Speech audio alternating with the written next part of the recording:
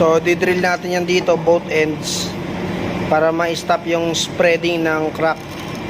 And then ibabrush natin yan, igagrind natin, alisin natin yung coating nya, yung aluminum oxide, para makahinang tayo ng maganda. Yun ang lagi kong na-emphasize pagka may maintenance kayo o may welding fabrication na repair kayo sa mga aluminum.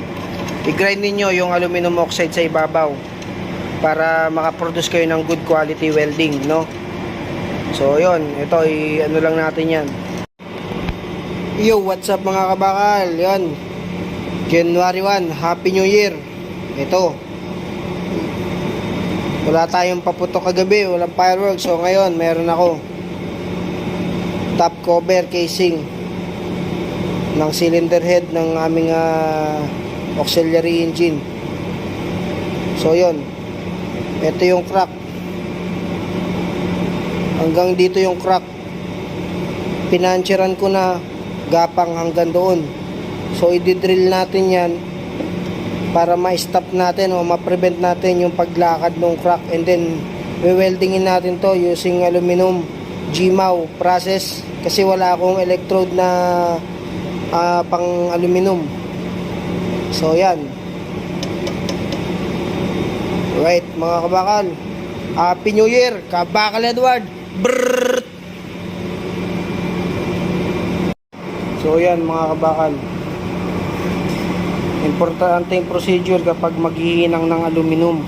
Yan, yung surface nya, tatanggalin nyo yung kanyang oxide, yung ibabaw, kasi hindi kayo makakahinang ng maganda kapag hindi nyo tinatanggal yung kanyang oxide, aluminum oxide sa ibabaw. Yan, kaya ginrinderan natin, binapping natin para maklear, malinisan yung surface nya. And then tsaka natin hihinangin, makapakapit tayo na maganda. So yun yung sekreto sa paghihinang ng mga aluminum mga kabakal. Isa pang tip sa pag-re-repair ng aluminum, bukod sa i-drill ninyo yung both ends ng crack at saka pag-grind ng aluminum oxide o yung cover ng surface ng ating materials, huwag nyo rin kakalimutan na i-preheat. Yan, importante na i-reach ninyo yung kanyang temperature.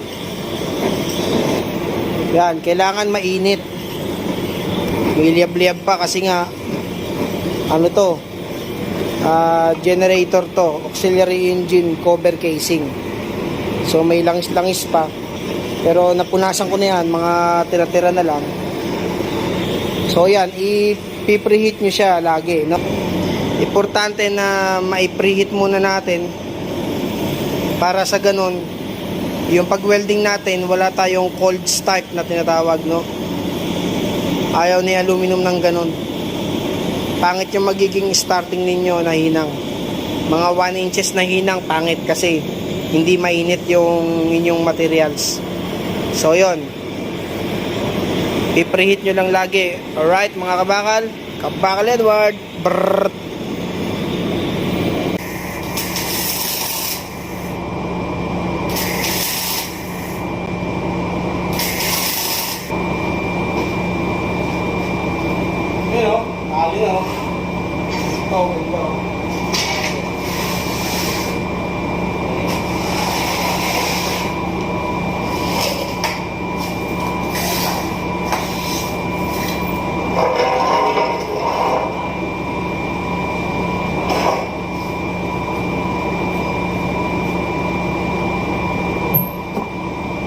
Yun, shoutout mga kabakal.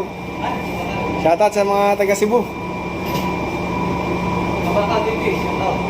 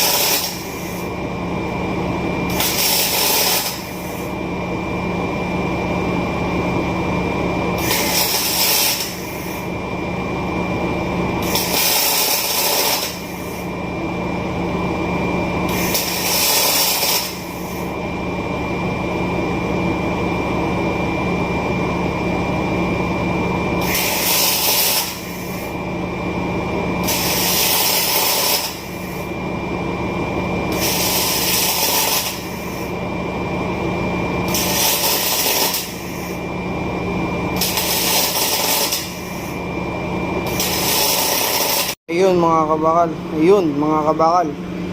Parang walang nangyari. Yung crack na hanggang dito. At gumapang hanggang dito. Wala na. So medyo syempre penetrate tayo sa hinang. So itong excess na to, papile lang natin yan. Tatanggal na yan.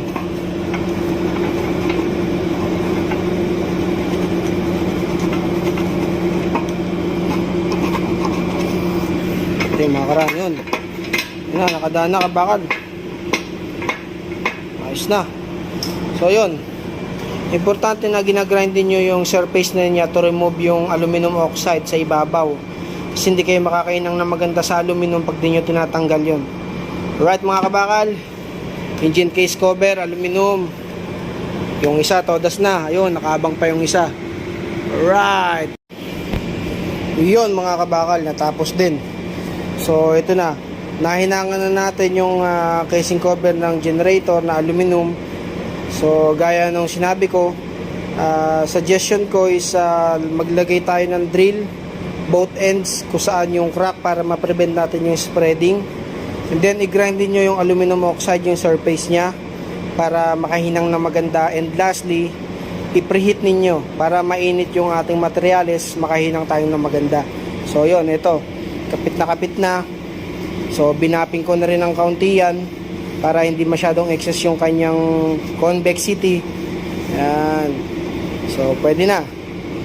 May babalik na namin para may sara na ulit yung cylinder head cover. Okay. So yun lang mga kabakal yung aking tip sa pagre-repair ng mga aluminum materials sa barko, lalo't luma na. I-drill ninyo, i-bapping ninyo, i-grind ninyo yung surface aluminum oxide, and then preheat, then welding na. Alright mga kabakal, keep safe, Happy New Year, Kabakal Edward. Brrrr. Ayun na mga kabakal, todas na yung dalawang cover casing ng ating diesel engine generator. Yan, todas na. Pabalik na namin, na weldingan na. Alright, Kabakal Edward. Brrrr.